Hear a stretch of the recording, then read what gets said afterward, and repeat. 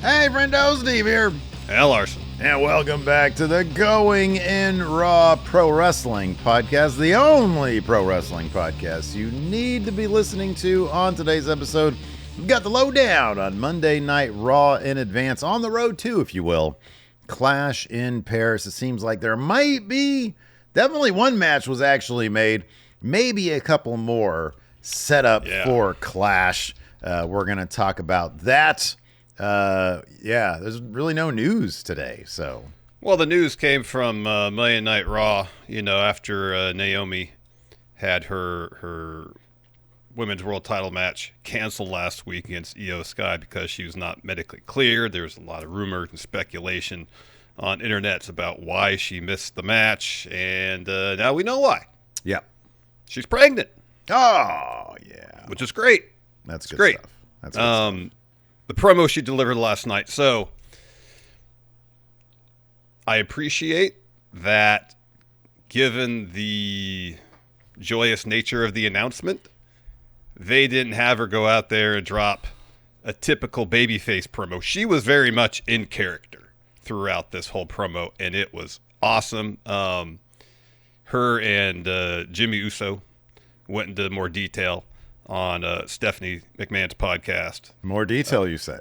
Well, about the difficulties they had. Oh, man. Trying to conceive. She had to undergo a procedure a few years ago to improve their chances. So it sounds like it's been quite a process for them. And so congratulations. Well, I love, you touched on it. I love that they were able to, and this is one of the things that I understand the perspective of whenever we get like a hot take or whatever, dude, when somebody says, I hate when they shove it in my face that it's not real. I hate when they, keep reminding me that it's fake. And I'm like, I'm kind of on the opposite end of things. I appreciate, and dude, this plays out with the crowd. I think it really plays out with, like, for example, Dom Mysterio, who clearly the crowd wants to see good things for Dom. They popped when he won the Intercontinental Championship. I know there was that was one thing about Triple Mania where people were criticizing the booking, saying, man, Dom should have won that title. And that's simply because everybody's a fan of Dom.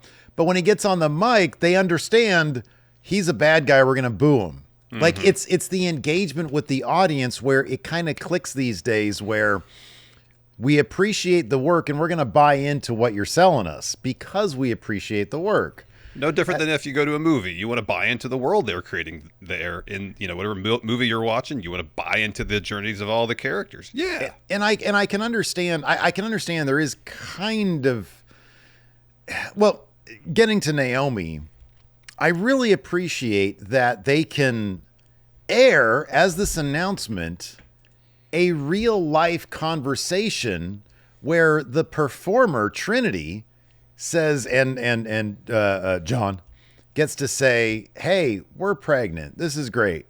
And then you go back to the ring and the character gets to respond to the performer's news. That's awesome. Mm-hmm. And the crowd eats it up. They're cheering for, happy for and everything.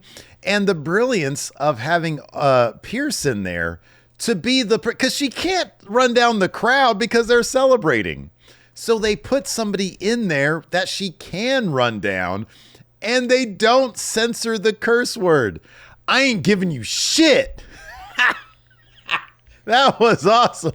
And she said, I hope you don't trip in those church shoes.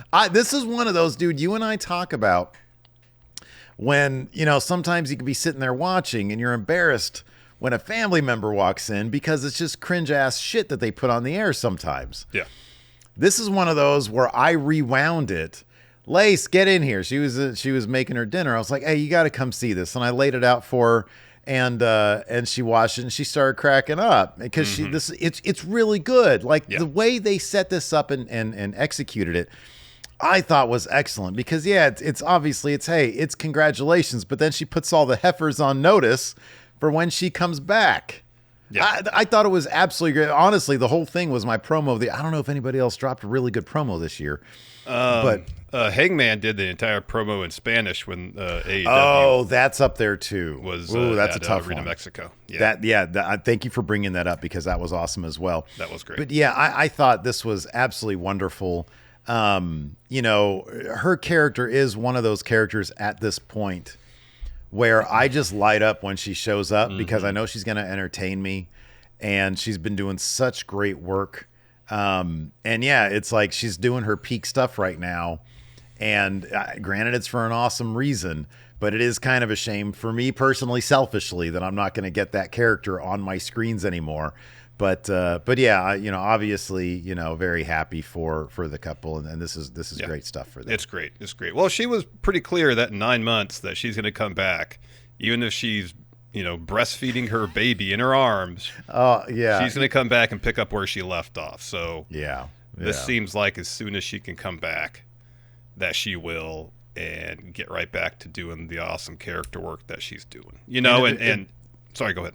I was just going to say, if there's anybody who can continue on this character and making it even more funny and more interesting, integrating the mother stuff, the maternal stuff into it, like she kind of hinted at. Even if I'm breastfeeding with a baby in my arm, I'm gonna come back and get back what's mine. That is great. She can do it. She can absolutely do it. Absolutely. And it was even with Naomi in the ring, there was interesting push and pull in her performance because obviously it's an emotional moment. Yeah, she was crying. Yeah, and so you see the very real emotions of Trinity kind of juxtaposed with the performance of Naomi, and it added a nice dimension and richness to it, that it wasn't like, oh, I'm just come out here and do a heel promo. It was a variety of emotions she was feeling and portraying in the ring, and I thought it was awesome. It felt very grounded and real. It did. It's such a delicate balance, but and oftentimes they don't get it right. But when, especially at the end, dude, somebody's got to talk about this. Corey Graves is so fucking underrated and honestly kind of underappreciated by WWE. If Pat McAfee ever decides to come back, they're going to kick Corey to the side again. Mm-hmm. Corey Graves is so goddamn good at like everything he does on commentary. And I remember back when, ages ago, he talked about what had to have been the most difficult thing in his life. You would think, at least from a professional standpoint, being told you have to retire, but we're giving you an opportunity to do commentary. And he talked about it, and he wasn't, flexing, he wasn't bragging about all the preparation he did, and hours and hours and hours and sitting and watching tape, honing his craft. And to get to the point where he is now, where this guy is, honestly, I prefer him over anybody else maybe in wrestling right now. Corey Graves just knows the assignment so good. He does. And at the end of it all, he punctuated by saying, Trinity and John, congratulations. And yeah, I love, and it's still kind of in the early phases, but the idea of this is a performance, and ideally the performance and the stories will suck you in and you'll buy into it and be enthusiastic about it while recognizing that they are performers in the most unique form of entertainment. Mm-hmm. Film and TV, these days, it's kind of like 1A, 1B in how they're produced. Streamers have 10-episode, 6-episode seasons where they're basically like 10-hour movies or 6-hour movies. 10 1-hour movies. Yeah. Right, exactly. Or one long 10-hour movie, however you want to consider it. When I watch Star Trek Strange New Worlds, I'm like, dude, you put this up against any of the J.J. Abrams movies, you can't tell the difference in terms of production. And so that stuff is its own deal these days. Sports entertainment, pro wrestling, whatever you want to call it, is such a unique thing in that, yes, it's sort of telling the stories that you would get more in a John Wick way than in an NFL or UFC way. But there's also the matter of it's live performance.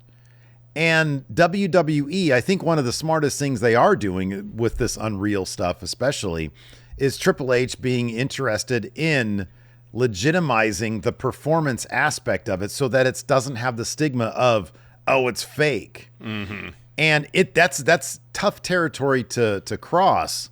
But I think that things like last night, where they nailed, like you said, the juxtaposition of the performer and the character, that's the kind of stuff where that stigma starts to shed away a little bit. Yeah. And because they did such a great job. And if they continue to understand how to tread that line, to walk that line, then I think they're going to be in good shape going forward. Yeah, and obviously the first step in that is recognizing and acknowledging that these are performers and these aren't real fights. And I know some fans get upset by that because they like that facade, that illusion that they can buy into, that what they see, they can suspend their disbelief and buy into the story to such an extent that they can believe to a certain degree, all right, there's a sense of reality to this.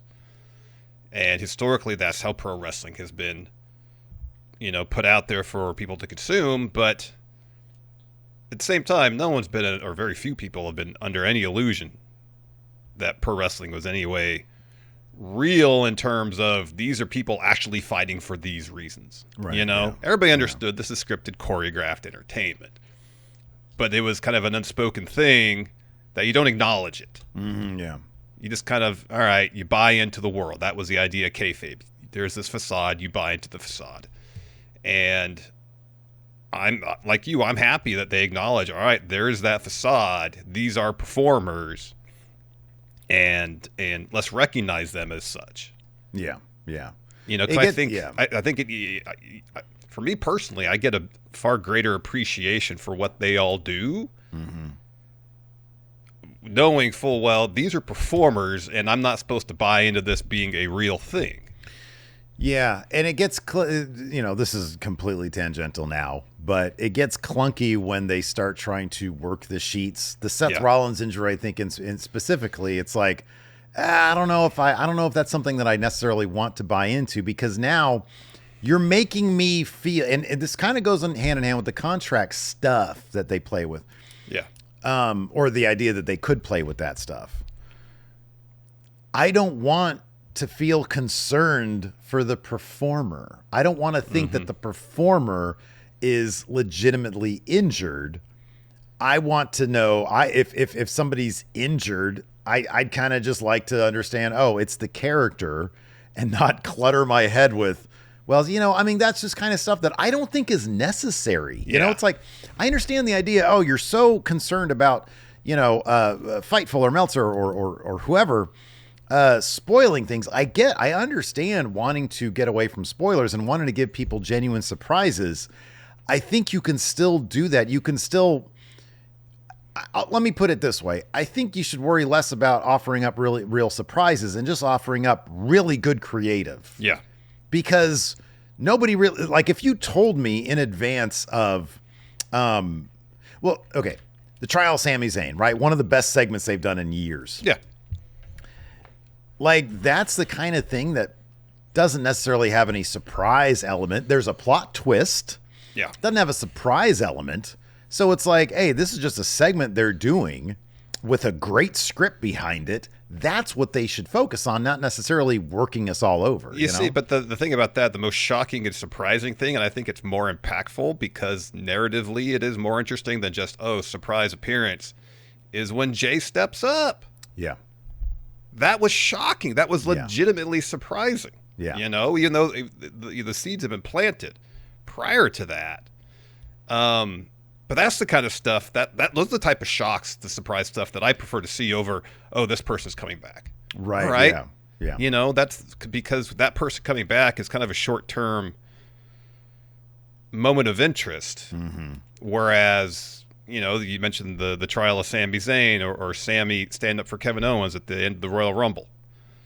Those are moments that have impacts not just at the moment, but down the line. Yeah. Yeah. And granted, like, for example, Brock coming back. Yeah, I guess that could have interesting impacts down the line as Brock. I don't see it. But it's those storyline twists and surprises like that are based in character and narrative that I find more valuable than, Seth's hurt, wink, wink. Like, I felt like the whole Seth thing was so clunky in how it played out. Even if the news hadn't got out, I'd be like, they're kind of telegraphed something's funky here because they're not doing these certain things they typically do when someone is hurt. Yeah, right. Yeah. That was clunky. I'll give you another example before we move on here. Chris Jericho. We talked about this yesterday on the show. The idea that his contract is up at the end of the year. Mm-hmm. People might be thinking that he'll show up, for example, at the Royal Rumble. Mm-hmm. Might be back with WWE if AEW doesn't have a place for him, can't make him a good offer. If he just wants to finish his career with the place where he had the most prominence in WWE. Mm-hmm. I care so much less about whether or not he's going to come back and so much more about what are they going to do with him when he comes back? What stories are we going to get? What moments? Are we going to get something on par with the Festival of Friendship? Are we going to get interesting matchups and stories and plot beats? Is the writing going to be good? Is what I care about so much more than, well, he signed a contract with WWE. He's going to be at the Rumble. Okay, great. I don't, if he's there, great. If it's a surprise, cool. What really gets me is, what do they do with him now? Or how are they going to bring him back into the storylines in an interesting or impactful way? Yeah, if for example Jericho is to come back and he's in the Rumble surprise entrant, you get that pop. Then what? Mm-hmm. If he returns in a situation where he impacts stories that are ongoing in a way that you're like, oh shit, this kicks things up a notch. That's way more interesting than, oh, he's back. Yeah, right. Yeah. Because that's a one moment thing where the feeling that I get watching the trial of Sami Zayn or whatever, or the Rumble bit that you mentioned is much more like, oh, dude, I can't stop thinking about this, Yeah. Before we continue on, really quick, just want to bring this up. I don't know. Have we booked him yet? We're trying to book Hilton for our next bonus episode. Everything you've ever wanted to know about Hilton, or maybe didn't want to know about Hilton, maybe we should call it Hilton. Be careful what you ask for. I think this is going to be an interesting interview for everybody involved, including us. There's a lot of questions that I think the friendos want to have answered, and I think getting those answers, our idea of Hilton, might become a bit more fleshed out. Yeah, of course, this is going to be. It might just beget more questions. I don't know. Yeah, that's a distinct possibility. So this is going to be our next bonus episode. We're going to be hopefully recording this in the days after Clash in Paris. So at the beginning of September, coinciding with my birthday. So what greater way? And it is going to be one of our bonus episodes. The next bonus episode we do. This is obviously using Hilton as a cash grab. And so if you want in on that next bonus episode, if you want in on the bonus episode we did a couple weeks back for the month of August, if you want in on the predictions challenge for Clash in Paris and Forbidden Door, then hit join here at youtube.com/Stephen Larson or click on patreon.com/Stephen Larson. When you're there, you click on the Friendo Club setup. Either way you do it, it's $5 a month. It's a great way to support Going In Raw. And you get access to the question threads as well that we do for the recap episodes. And yeah, it's there for you. Either way you do it, it's $5 a month. You can do it either way. You don't do both. You do one or the other. Yeah, don't do both. Yeah. Don't do both. Anyways, so we'll talk about, you want to just run through this Naomi segment first? Let's do that. We'll talk about that. We can talk about things as they kind of pop up. So it was right before the main event, I believe, that Adam Pearce introduced Naomi. She comes to the ring. She grabs the mic, and Pearce says, "The floor is yours." So the crowd is cheering. Naomi starts to get emotional. She says, "This is hard to say, but take a look at the Tron." So before this, the commercial break before this, they showed a clip from Steph's podcast where she's like, "Oh, you have an announcement for us?" But they cut it off there. Well, they throw to the video continuing that, and it's Naomi and Jimmy, Trinity and John, announcing that they're pregnant. Yeah. And Naomi says, "Yes, we're gonna have a baby. Come back." Huge pop from the crowd. Pearce says, "I can speak for everyone. We are so happy for you. Congratulations." And Naomi says, "I bet you're happy for me. I bet you are. But this isn't the first time I'm relinquishing the title, and tonight I ain't giving you shit." He says, "My hormones are jumping like a disco. This isn't the time or place. So get the hell out of my face. Get out of here. I hope you trip on them church jeans too. She says all the women should be thanking one person, Big Jim. And without him, you know y'all wouldn't have a chance to take this from me. I was going to put you heifers in the ground, but Big Jim likes his Netflix and chill, if you know what I mean. Dude, so and she's laughing through the whole thing. Yeah. And she's just having such a good time. And to use the tropes of pregnancy in such a comedic way. My hormones are jumping like a disco. I ain't giving you shit. It's funny because she said all the women should be thanking one person. And before she could get to the punchline, the crowd started chanting for Jimmy. Yeah. And she said, that's right, Big Jim. And the Netflix and chill was a great line, too. She gets a bunch of you deserve it chants. She says, on the bright side, the bloodline continues, baby. So here's what I'm going to do. I'll lay this title down right here. And she had like the custom strap, too, with the caution tape on it, yeah. Yeah, we get a bunch of Baby Uso chants, and she had to just sit there and take those in. She said, I'll leave this here, and I'll give you heifers 9 months and change to do whatever you want. Even if I got to come back breastfeeding with a baby in my arms, I'm coming back where I left off. Whoever has that title when I do, I strongly advise you to proceed with caution. And I hope when she does come back, she's going to get a tremendous response, but she keeps that same character because it's an absolute revelation. She's great. It is. It's money. It is money. So we got at least here maybe a match springing forth from the opening and closing segments. Because there seems to be a challenge issued by Roman or by Bronson for a match. Because Bronson's like, I'm going to take your shoes in Paris. I could take them here, but I'm going to take them in Paris. As of now, Roman has no match announced for Paris. So they weren't terribly subtle about this. Because at the end, when Cole was screaming, he was like, oh, is this a clash that we'll see in Paris? And it's like, unless they're going to do some sort of like segment where Bronson Reed tries to steal shoes, it seems like they're actually going to make this a match, Roman Reigns versus Bronson Reed. I mean, you got to figure Bronson Reed is going to take the loss in this match. Roman might even get his shoes back. I think, that's going to be the thing. Shula Fala. I think he's going to reclaim the Shula Fala. So, I mean, Paris is, they're these localities, they always give huge money to WWE. Yeah. So at least they'll get Roman Reigns on the card. Yeah. And it'll kind of, I guess, balance out things because Seth is going to win his Fatal 4-Way. I don't see that happening any other way. Yeah, let's talk about that briefly before we get, because the opening segment was long. It harkened back to the Authority days where they'd come out and drop a 20-minute promo to set stuff up during the course of the show. It's getting to the point, dude, where I've noticed on Twitter when I go on, people are they're basically like comparing it to that. Like, there was one I saw today. It was rando, but it sort of had a lot of likes. It said, turns on Monday Night Raw. Here's Seth Rollins music hits, turns off Monday Night Raw. Because it's the same thing. Like, people are right about it. It opens and closes kind of the same way every week. It does. In between the opening segment and the main event, you got CM Punk backstage trying to pitch to LA Knight and Jey Uso. We got to be a cohesive unit so we can all get to Paris. And up until then, to counter the numbers advantage that the Vision has. And I'm like, do you want to win this title or not, Punk? Well, that was the response that Jay had to him. Yeah, it's like Jay could potentially get softened up in this match against Braun Breaker in the main event.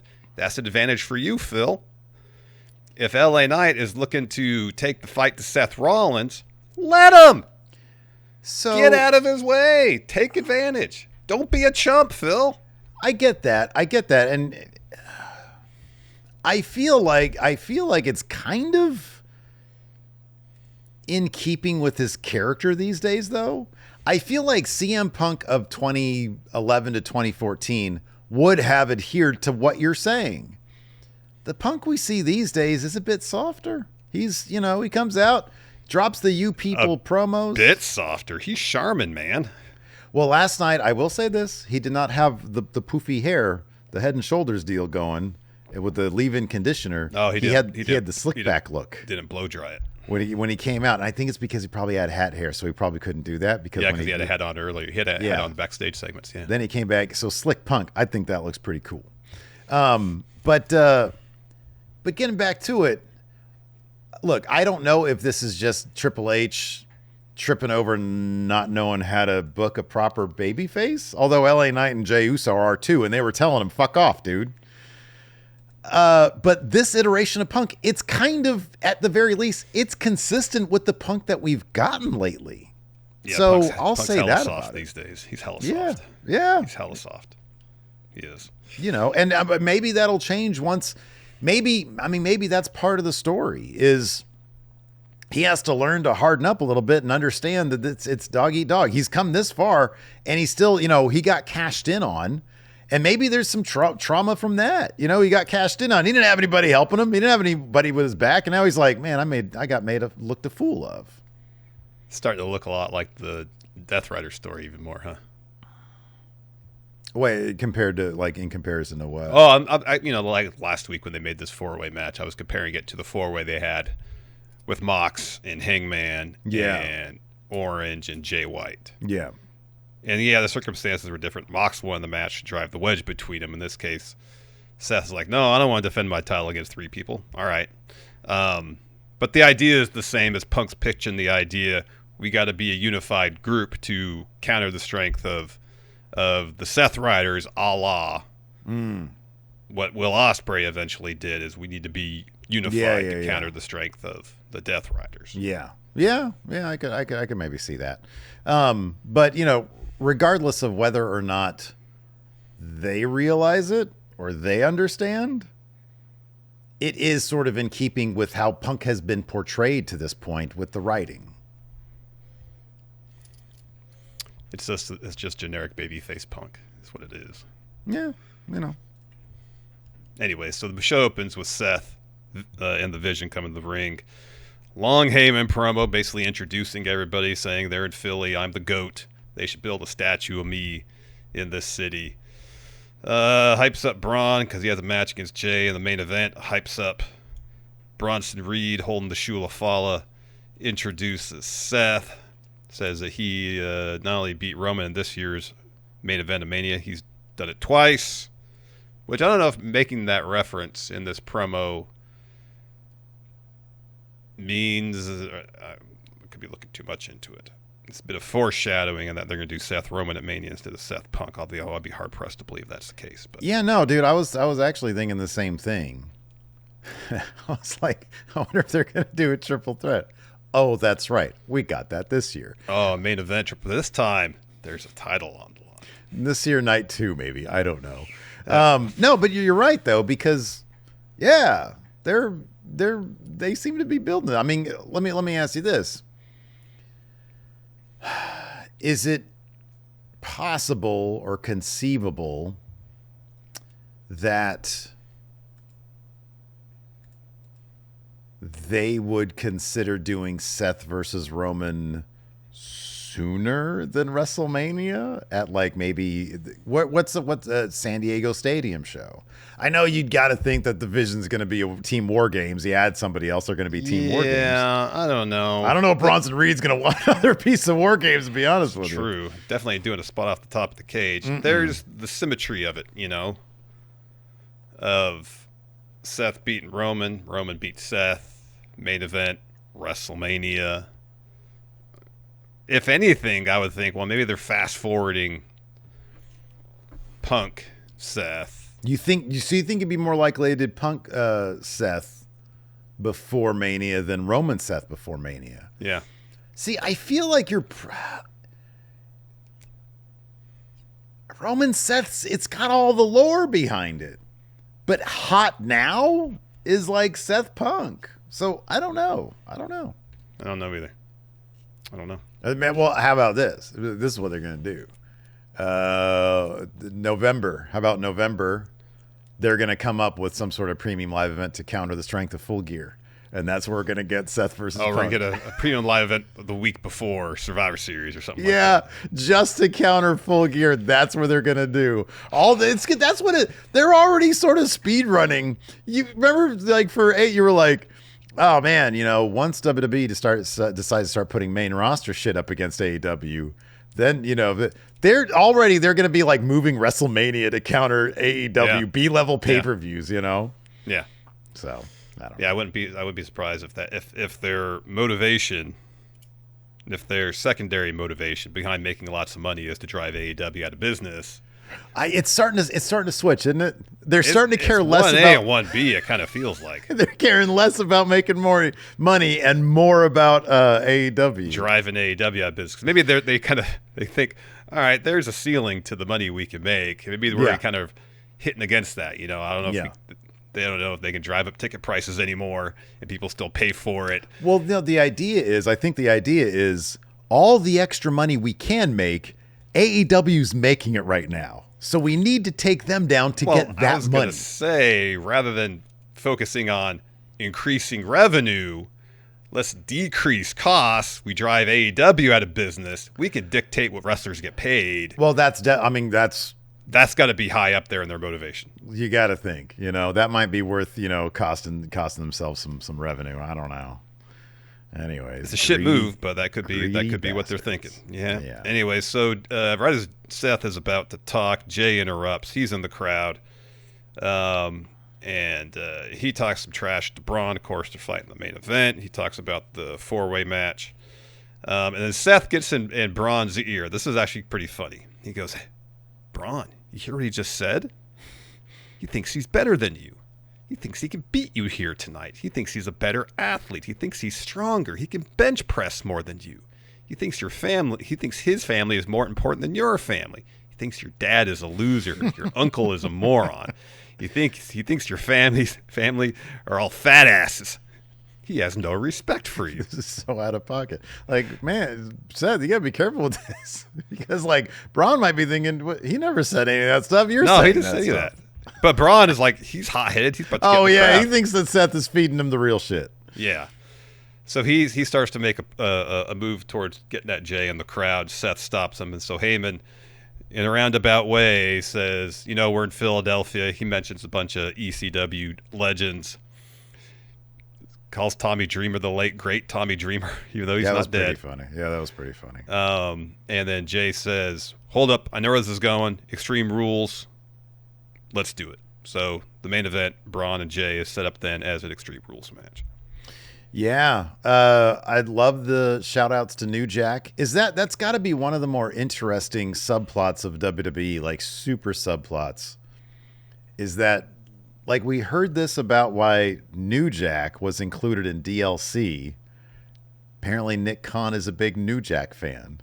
Now they're shouting him out on Monday Night Raw.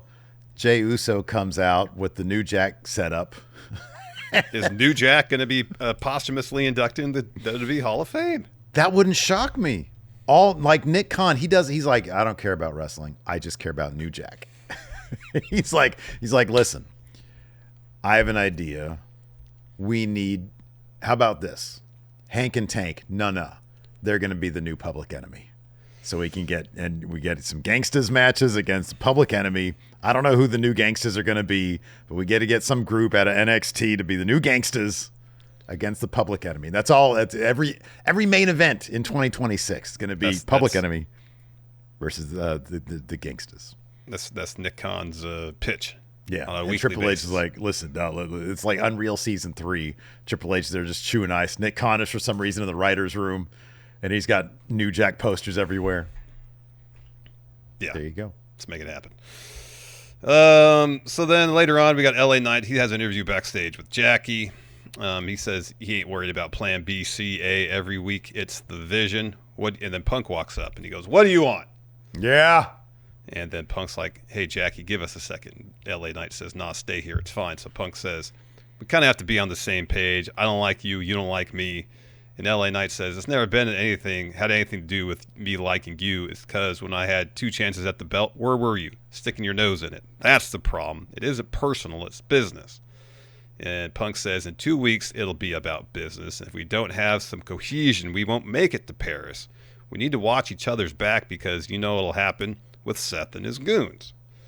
And LA Knight says, you went after me first last week. You know what happened? You got a couple of meat mittens for your troubles.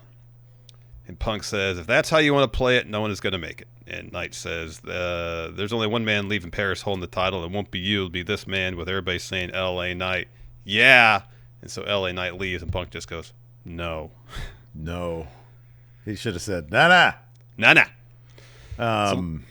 Yeah, LA Knight always cracks me up. Just, oof. He's guaranteed to stumble over a line at least once. And it was a Meat Mittens line he stumbled over. Always on the verge of just complete collapse. I know. Therein lies the joy of LA Knight. So yeah. Later on, we got Jay. He's getting ready for his match in the locker room. Punk walks in. He says, I tried to get LA Knight on board, but he isn't in. You got an Extreme Rules match against the Paw Patrol or the Vision or whatever. The numbers game is real, and if you need me, I got your back, and you can count on me. And Jay's like, I don't need your help, not for this one. And Punk says, I'm just trying to get you to the match. And Jay says, well, then it's every man for themselves in Paris. And I'm not trying to owe anyone any favors. I know you understand that. And Punk says, just letting you know I'm here. Go take care of business. And so in the main event, we have the Extreme Rules match, Jay versus Bron. And as you mentioned, Jay's got the New Jack-inspired gear. He's got the shopping cart full of weapons. And it was a relatively fun Extreme Rules match. That spill that Bron took on top of the shopping cart was gnarly. That was ugly as hell. And you could tell he needed a moment to not feel that pain. Yeah, that was rough. It looked like it really got his knee. No, I thought this match was awesome. I'll be honest with you, like when they announced this as the main event, I was like, fuck yeah, this is what you should be doing. You know, one-on-one, none of this tag shit that they had on SmackDown. One-on-one, Extreme Rules, because you're... I'm serious. I know you thought the same thing. I don't need some 6-man tag garbage. No, Get out of here with that. I don't need that, no. I'd be happy, but you know what? I love AEW, man, but you guys got to stop it with all those 8-man, 6-man tag matches. At least they have money on the line in those matches. That's the only thing I appreciate. And then the rest of it, I'm just like, okay, man. What if it's an all-star tag? Man, this is never, give me real all-stars. Wasn't Sammy Guevara in one of them all-star matches? Oh, years ago, maybe. Yeah, he ain't an all-star. Not now. Certainly not now. He's a Mark former Briscoe's TNT an all-star. champ. I thought when you said real all-stars, it was like you want like LeBron and Steph and KD teaming up. Ja Morant. Heck yeah, dude. Was he an all-star this year?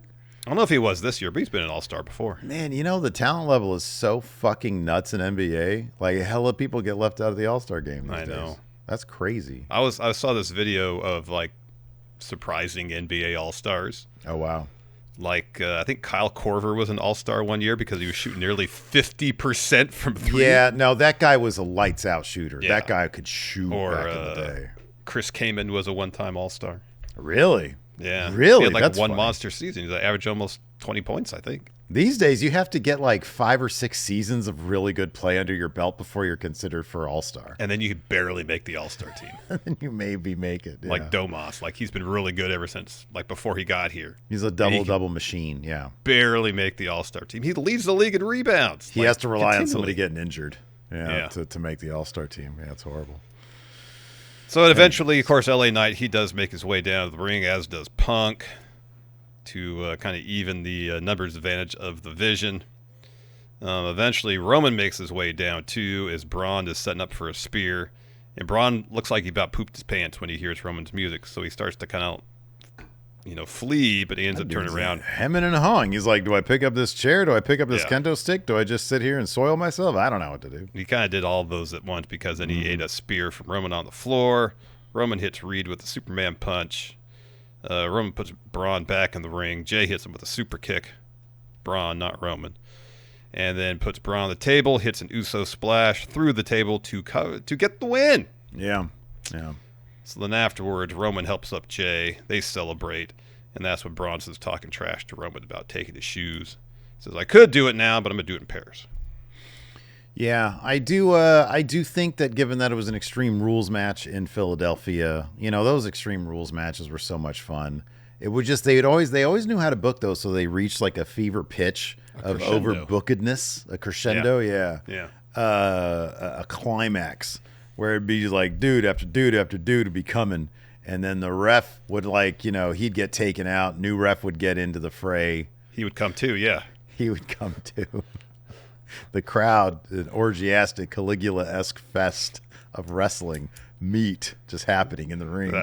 dude with the hat on that always sat in the front at ECW shows. Right, exactly. And then the Public Enemy would win, and you'd get Hot Stepper playing to send the crowd home happy. That's what all this needed, Larson. More Hot Stepper. I don't It disagree needed some with that at all. Amy Kamosi. Heck yeah. That I song had is no great. idea. I had to go look because I was putting together a short or TikTok for on the show yesterday. Mm-hmm. I was talking about WrestlePalooza, which, by the way, I forgot to mention that.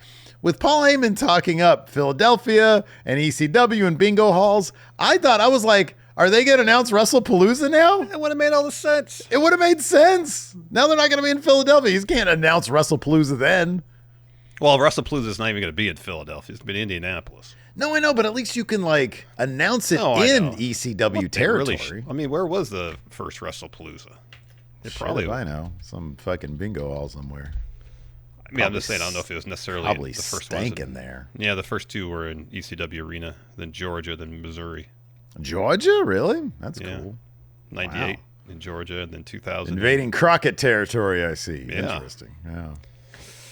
And then, so anyways, early on during the show, we see a replay of what happened last week with Io and Asuka and Kyrie. So backstage, Io's warming up. Asuka and Kyrie step in, and Asuka tells Io that she's sorry about what happened last week, and Io's like, it's fine. And Kyrie says, let us know if you need help. And Asuka says, we always have your back, because Io has a match against Raquel Rodriguez later. And Io says, I know, but I need to do this on my own like you did, Asuka. So Io's music hits. She makes her way to the ring. We have that match. It's really good. Mm-hmm. Io wins with the moonsault. There's this great bit where Io sends Raquel out of the ring, and it looks like she's going to hit her with a suicide dive. And so she runs, you'd think, to bounce off the ropes to get more momentum for the suicide dive, but no, she just hits a suicide dive on Roxanne, who's ringside. Yeah. Then she gets back in the ring and hits the suicide dive on Raquel. Yeah. Eventually, she hits the moonsault to get the win. Afterwards, Roxanne slides in, attacks Io. Rhea's music hits. She comes and takes out Roxanne, and her and Io clear the ring. So then later on backstage, Io's there with Rhea, and Rhea says, I didn't mean to get involved. I know you had the match won. I just couldn't watch you get beat up. And Io says, no problem. So Kyrie and Asuka walk up. And Kyrie asks how she's doing, and Asuka's just glaring at Rhea. And she says, Rhea can help, but we can't. And Rhea says, I was only there because you weren't around. So they all start screaming at each other. And Io says, stop fighting. And then she just starts yelling in Japanese and walks off. Kyrie's holding her ears. And Asuka says to Rhea, stay out of our business. So she leaves. And then Kyrie just kind of looks sad, looks at Rhea and walks away. So let's talk about this really quick because we mentioned this earlier. Naomi vacates the title. Stephanie Vaquer was promised a match. She won a match. Battle Royal. For the Battle Royal for Clash in Paris for a title shot. I wonder if they wanted to get this out of the way, and then you got next Raw to set up maybe Stephanie's opponent for Clash, which would be then for the vacated title. Do you think that might be the way they go, or an extended tournament or something? You'd think that Stephanie would have her contendership locked in. Yeah. Part of me is thinking based on what happened last night, especially before the backstage segment when Rhea and Io cleared the ring. I think the last shot of them is them talking crap to Judgment Day, but they're side by side. Mm-hmm, yeah. And my thought was, are they going to do a tag team thing with them for a little bit? Mm-hmm. And if, and that's a huge if that's the case, either Stephanie wins in Paris against, say, Io, or they do a little mini tournament on Raw next week. Maybe 2 4-way matches. Winners meet to determine who faces Stephanie in Paris. And neither Io or Rhea come out of that tournament. Stephanie faces somebody else. I don't know who offhand. Heel Bayley. I don't know. Mm-hmm. I'll just throw that out there. And that's the match.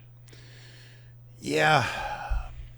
I feel like you can maybe have it both ways to a degree. I would like looking at the landscape.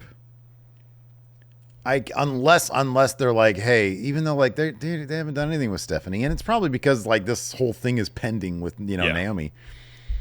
I feel like if I had to put money on it, Io wins like a battle royal next week or something. But maybe in the course of that, she pisses off Asuka, and Io versus Stephanie. Io wins in Paris. She's the title holder. She's reliable as fuck. She's over as fuck. She's legitimate as hell. So then you have a situation where you do what you're talking about. Because Rhea's her buddy, but Rhea's always got her eye on beating Io. Mm-hmm. Now you get the added bonus of getting the title back as well. But because Io's now kind of your friend, you're teaming up with her against Asuka and the Kabuki Warriors. And Io can feud in a singles program with Asuka kind of at the same time or right after or whatever as part of the story.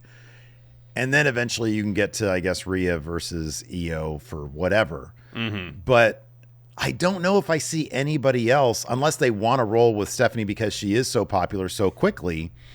But Io is so well established. Yeah. I'd be kind of hard-pressed to think that anybody's going to get that title except for Io next. But yeah. I don't know. Yeah, it's possible. It's possible. Becky Lynch is still your Women's Intercontinental Champion. She had a match against Natalya. Not me, Nattie. The boat Nattie. Yeah, that's a bummer. I mean, it's, we knew that was going to be the case. Yeah. That's how she's branded in WWE. It's a bummer, though, because me, Nattie is actually a lot of fun. Yeah. So we get a replay of Becky and Maxine last week. Then we get an interview with Becky. And Becky says, I didn't attack Natalya. Natalya attacked me. You're looking like you don't believe me. But 2 weeks ago, she came at me very strong. And even then, I gave her protege a chance to step in the ring with the greatest women's wrestler ever. I bring out a fire they've never seen, but I win, of course. Then afterwards, I try to give a pep talk, but Natalya comes in, aggressively pushes me away. I defended myself. I don't blame her, though. She doesn't belong. She tries to prove herself everywhere else because she doesn't belong in the ring with me, and I'll prove that tonight. And, this match was relatively short early on. Natalya gets sent in the ring post and, really selling shoulder. So Becky works the arm basically the whole match and eventually puts on a disarmor, and Natalya taps. So afterwards, Becky keeps it locked on. Maxine gets in the ring, shoves her off. Becky attacks both Natalya and Maxine. She goes for a disarmor on Maxine, but Nikki Bella runs the ring. They start brawling. Nikki hits a rack attack. She talks some shit and stands over Becky. Kind of assuming this one happens in Paris too, right? You'd think so, but so far there's 3 matches confirmed. Cena, Logan Paul. Yeah. The World Heavyweight Championship match, and then the Donnybrook match with Sheamus and Rusev. So potentially you got Becky and Nikki. Yeah. You've Roman Bronson's happening there. Roman Bronson's happening. And then you got to think that Cody and Drew is going to happen too. Cody and Drew, that's right. That'd be 6 matches there, yeah. Yeah. Yeah. They did. It'll be kind of interesting to see. Well, sorry, also, Stephanie Vacates is supposed to get a title shot in Paris. So that would be 4 potential matches added to the card. So you've got Clash in Paris on the 31st, and you've got the rumored WrestlePalooza like less than 2 weeks later. No, it's on the 20th. 3 weeks. Oh, I thought it was on the 12th. No, it's on the 20th. You're right. It is on the 20th. I had to look at my little calendar here. Okay. So that's on the 20th. So a little bit less than 3 weeks later. And then, okay. Or exactly 3 weeks later. Yeah. Actually. Yeah, I don't know. Is there a Saturday? When's the next Saturday night's main event? Is that not till December? In any event. I don't know. They had 7 matches at Evolution. Mm-hmm. You had 6 What was the last? They had 6 matches per night. No, was it 6 or 7? It was 6. It was 6 per night at SummerSlam. SummerSlam, yeah. Okay, 6 sounds right. So of those 4, 1 ain't gonna make the cut. So they got to do Roman Bronson. Yeah. You'd think, unless given they don't know what to do since Naomi's vacated the title, they push on Stephanie defending the belt. You could push on that. So that would leave Bronson Roman, Nikki Becky, and then Drew and Cody to get your 6 matches. Nikki, Becky, Drew, Cody. That seems, and Bronson Roman. That seems likely. Yeah. Yeah, that seems. It's gonna be interesting though if neither of the top women's titles are defended on the show though. Yeah. Yeah. I mean, that's the other thing they could do is Tiffany Nia Jade. Yeah. You know. But if they do, I mean, there's also those matches. Those matches could also go down on, because like SmackDown is in London. No, not London. Edinburgh. Maybe. They're in. They're. I mean, they're they got in a Europe whole all next European. week. Yeah, they're in Europe all next week. And I think the Raw after Clash is in Paris too. Oh, is it? Okay. I think. Well, I mean, that would make sense. Yeah. Anyways, so let's talk about this, man. This is an interesting presentation for a heel turn. So last week we had Bayley in this promo where she was talking about being lost. Very normally filmed. There was maybe just some laughing at the end, pretty much. Yeah, Kind of tease. little production tease at the end there. Here. This was full on like, okay, you're being interviewed for like your Netflix documentary. But then they cut it where she's talking to her inner voices. It was, objective, subjective, yeah. Right. So you've got like from her, you're hearing what's going on in her head and she's responding to it, which I always applaud trying different things. This did not work because you shouldn't be able to hear unless you're going to a situation where you're filming it like a movie. Like she's in okay, this is cheesy as hell, but it's the first thing that came to mind. She's in like an insane asylum or something like that. Yeah. And they very stylistically do where you can hear the voices in her head like it's a short film, right? Well, then like it's completely subjective. Vignette. Yeah. Right. Yeah. But doing it where she's talking to a camera for an interview, I appreciate doing something different, but it was like, okay, now I'm just sort of being taken at it. I did think it was interesting though, because like at the very end you hear her say, "Anybody want a hug?" Yeah. And I'm like, oh shit.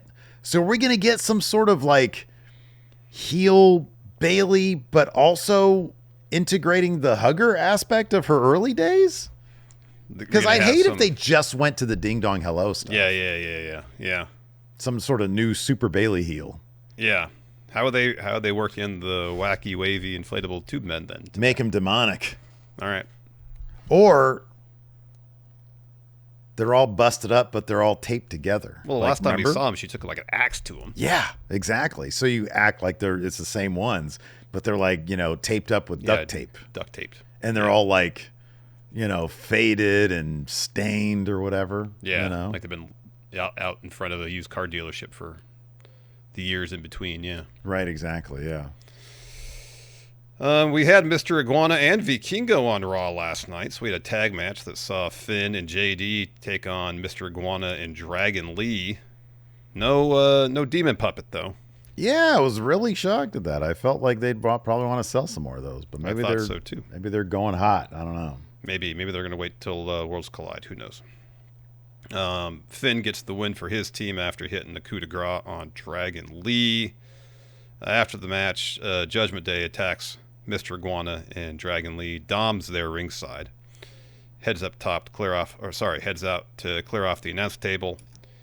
Puts Dragon Lee on it. Vikingo appears from the crowd, drop kicks Dom off the table, hits Finn with a Rana, hits JD with a drop kick. Rushes in with a meteor, but Dom hits him in the back with the belt. Balor attacks Dragon Lee again, and Dom hits Vikingo with a frog splash. So then later on, we're backstage, and Roxanne asks where Dom is, and JD points out that he's with Americano. They're discussing something in Spanish as he walks away, and then Finn says, "What's that about?"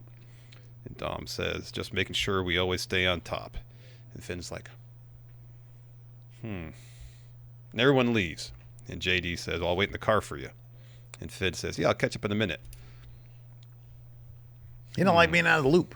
No. Like, what is Dom up to? Yep. Don't like it. Finn wants to be the straw that stirs the drink. He wants to be the guy. saying the things. I'm kind of surprised that I always like seeing what Larson considers is the like least interesting, least important thing on Raw. And you put the Sheamus Rusev stuff last because you got the Penta Wood stuff here next. Yeah, because they didn't have a match. But a match was made though. Yeah, I know.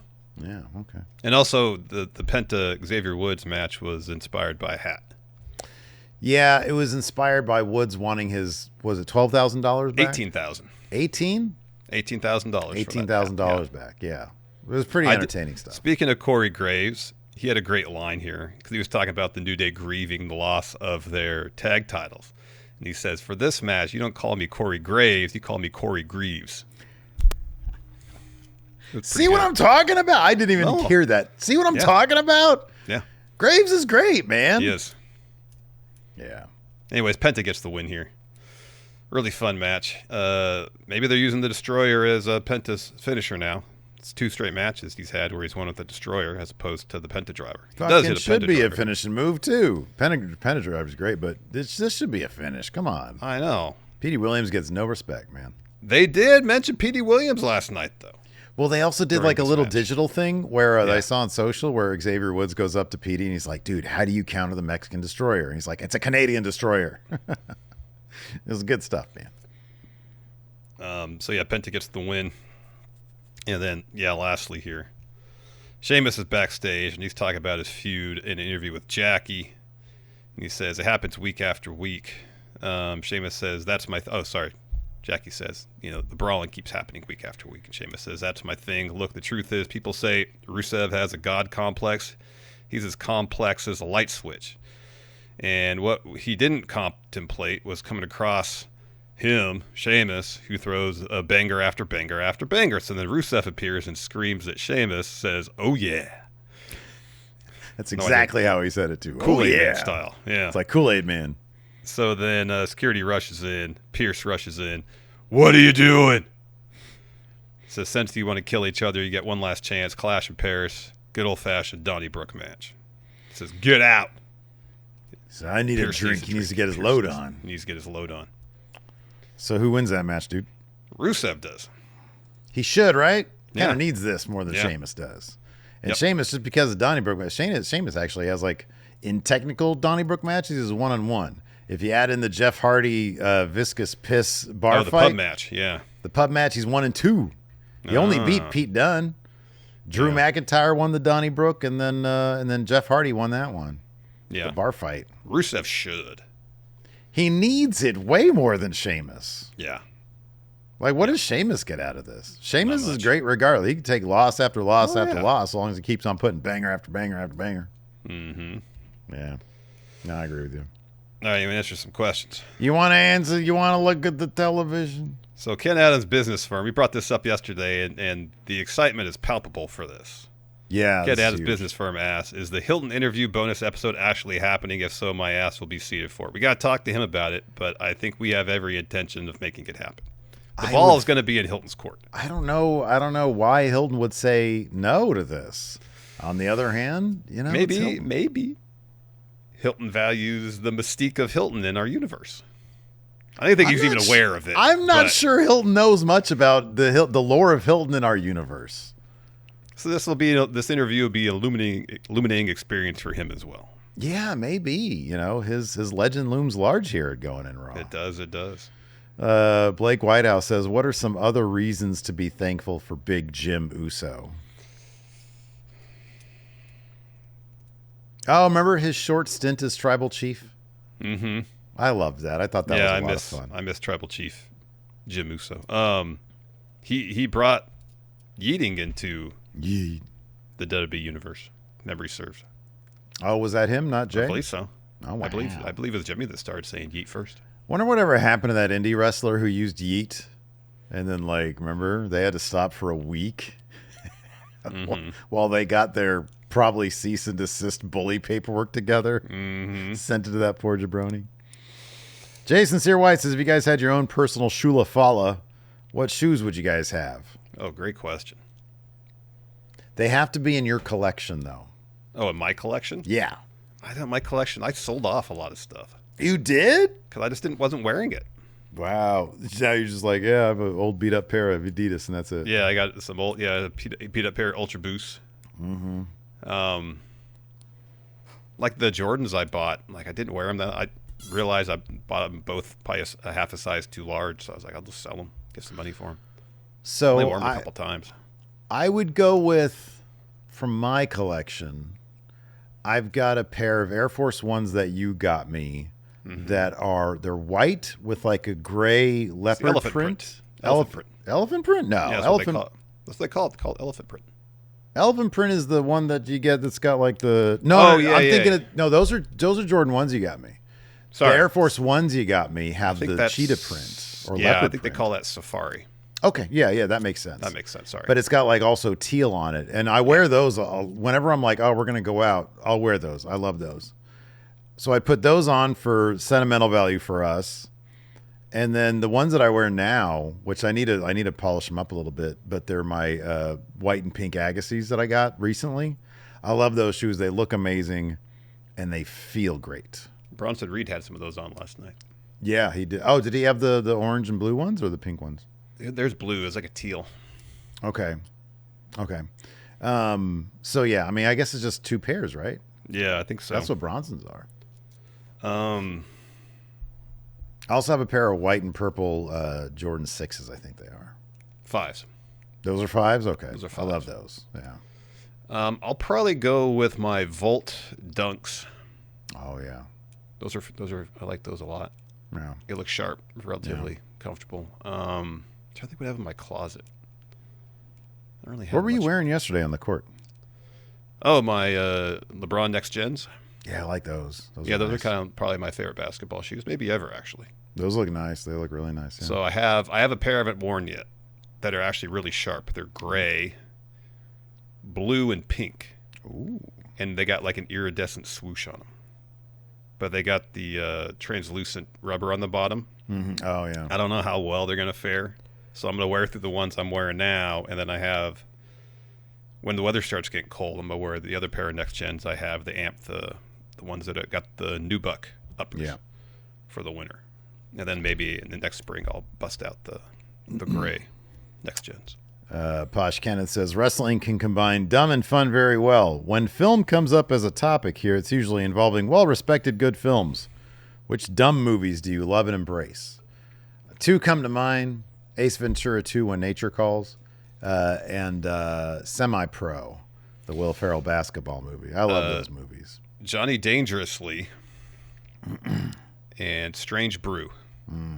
I've never seen either of those movies. Really? They're just silly 80s comedies. Yeah. Art Guy, are we going to get heel hugger Bayley? It seems like it. Yeah, Possibility. that's a decent possibility. Black Sails 77 says, which AAA star was your favorite entry in the Bardal Cup? Copa Bardal. Oh, Mecha Wolf. Yeah. Mecha Wolf. I did Yeah, I put haven't on a seen show, Mecha Wolf too. wrestle in a while.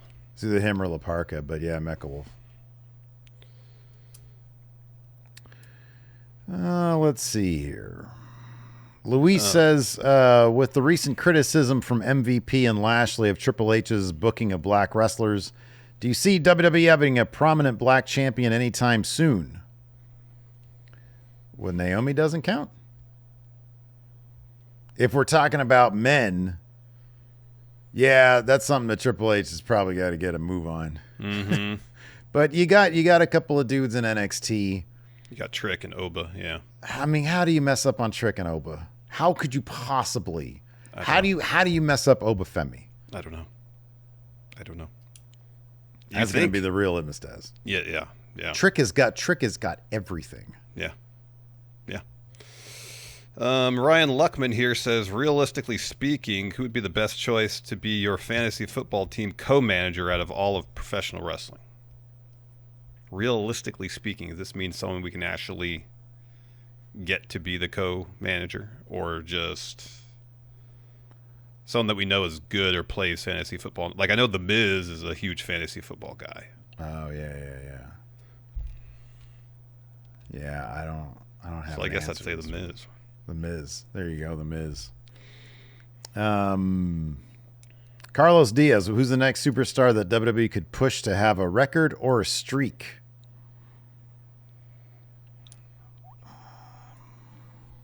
Obafemi. Bring him up to Maine. Yeah, I'm trying to think. Is there anybody who, like Bianca, they just ruined her streak? Mm-hmm. There's really nobody else. Yeah, you have to start from scratch. Yeah. So I guess that's what you're going to do. Nate Cruz here says, do you prefer movie, music, or food questions? Yes. Yes, and yes. Yeah, I don't have a preference. I guess if I had to all. choose of the three, maybe music. I feel like our most interesting conversations are movie ones. Probably, yeah. This is a good one here. Count Dookie says, is there a movie or show that one of you loves and the other hates? Yeah, probably. Probably. You know, you really liked The Expanse, and I started watching it a while back, and I couldn't get into it. I didn't hate it. I couldn't get into it either. But for some reason, I kept up with it, and so much of it was background until like season 2.5, like halfway through season 2, and I was like, oh wait, I really kind of like this now. Yeah. So yeah, no, I get that. And in fact, when Lacey and I did our rewatch, or did my rewatch and her first watch, I was sort of like guiding her a little bit. You know, it's like, hey, pay attention to this guy, pay attention to this. And it's also a show that can be kind of dense sometimes. And so it's like, I had to like answer some. She was like, wait a second, where did we see this guy last? And I would refresh her. So I was like a little pop-up video version of The Expanse for her. You were an Expanse wiki for her. And then like it seemed like they were trying to set up for another season, and then they got, canceled. But it still had a relatively satisfying finish. But like in terms of hate though, like that's a pretty strong word. I don't know if there's something that you love and I'm like, fuck that, it's horrible. Yeah, I don't know either. I'll say this. I have much more tolerance for Southland Tales than you do. That movie's dreadful. Dreadful. See, but the thing is, I think it's dreadful also, but not without, I'm not even going to say charm. Yeah, it's bereft of charm. Not without some amount of intrigue to me. I'll put it that way. I think you appreciate the ambition. I do, and I think that he was sitting on some decent ideas. But they don't coalesce in any sort of interesting or meaningful way. They don't come close to coalescing. No. It is a mess. It is an absolute... Hell of a cast, though. It's got a good cast, but it's an absolute disaster of a movie. It is. Dave Matuszek, with Raw moving to 3 p.m. Eastern next week, do you possibly sense that earlier start times may become more of the norm when the NFL season starts? I read about that. I mean, I guess that'd be cool. Get some more Monday Raw reviews from us. Yeah. So that makes sense. They're early enough. Yeah. That's what we'll do next week if it's going to be at noon. And I guess if it's a situation where it benefits... the nature of the Netflix deal, I think, benefits WWE in that they could move Raw around whenever they want it to air. Oh, yeah, for sure, yeah. They could put it on 3 a.m. if they wanted to. That'd be, yeah. Well, yeah, I wouldn't mind that. Wake up, watch it, and then we review it. I'd be cool with that. Yeah. That's all the questions I got over here. All right. Marcus Louie here says, do you guys find it annoying when the WWE camera guy whistles at the talent to get their attention? Never noticed that. Never noticed that. You would think there would be some sort of visual signal. You'd think so. Like, who can the hear a camera, whistle? the red light goes on. There is a visual signal. You're right. It's the red light. It's the red light.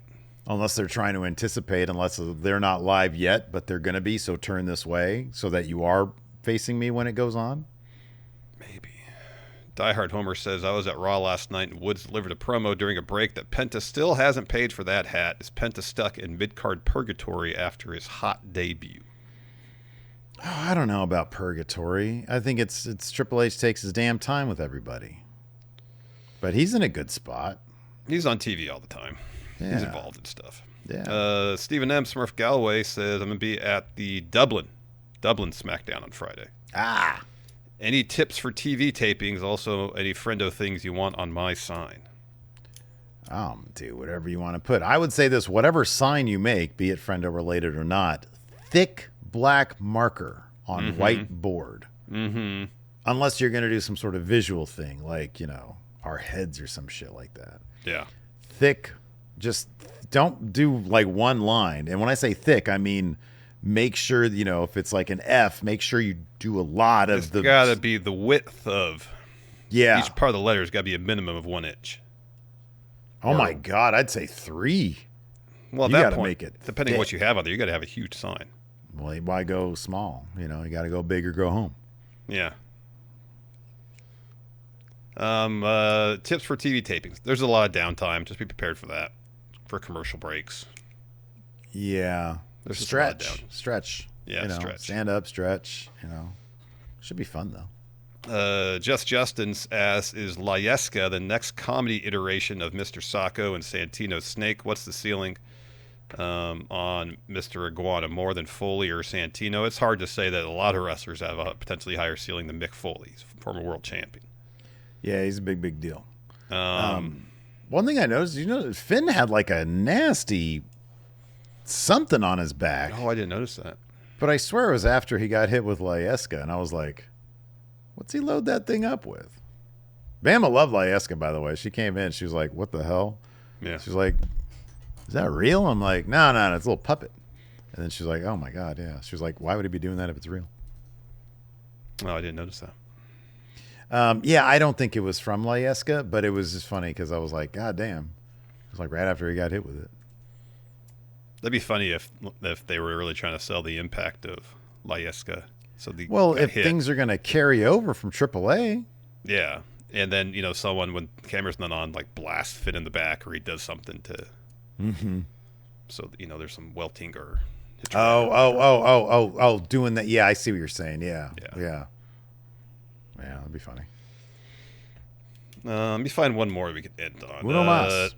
Timor here asks, what's the worst way they could go about crowning a new women's world champion? The worst way? Worst way. Eric Bischoff comes out.